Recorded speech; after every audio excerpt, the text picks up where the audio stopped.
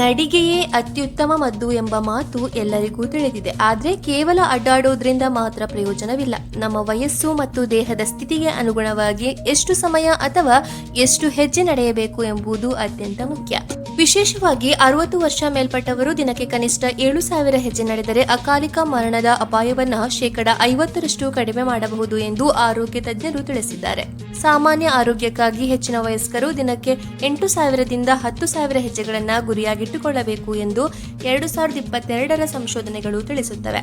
ಆದರೆ ಈ ಸಂಖ್ಯೆಯು ವ್ಯಕ್ತಿಯ ವಯಸ್ಸು, ಪ್ರಸ್ತುತ ಫಿಟ್ನೆಸ್ ಮಟ್ಟ ಮತ್ತು ಆರೋಗ್ಯದ ಗುರಿಗಳ ಮೇಲೆ ಅವಲಂಬಿತವಾಗಿರುತ್ತದೆ. ದಿನಕ್ಕೆ 10,000 ಹೆಜ್ಜೆಗಳು ಅಂದರೆ ಸುಮಾರು 8 ಕಿಲೋಮೀಟರ್ ಅಥವಾ 5 ಮೈಲುಗಳು. ಇದರ ಪ್ರಯೋಜನಗಳು ಸ್ನಾಯುಗಳ ಬಲವರ್ಧನೆ, ರಕ್ತದ ಹರಿವು ಸುಧಾರಣೆ, ಕೀಲುಗಳ ಸಮನೀಯತೆ, ಉತ್ತಮ ನಿದ್ರೆ ಮತ್ತು ಮನಸ್ಥಿತಿ, ಹಾಗೂ ಇದು ಬೊಜ್ಜು ಮತ್ತು ವಯೋಸಹಜ ಮರೆವಿನ ಕಾಯಿಲೆಯನ್ನು ತಡೆಯಲು ಸಹಕಾರಿಯಾಗಿದೆ.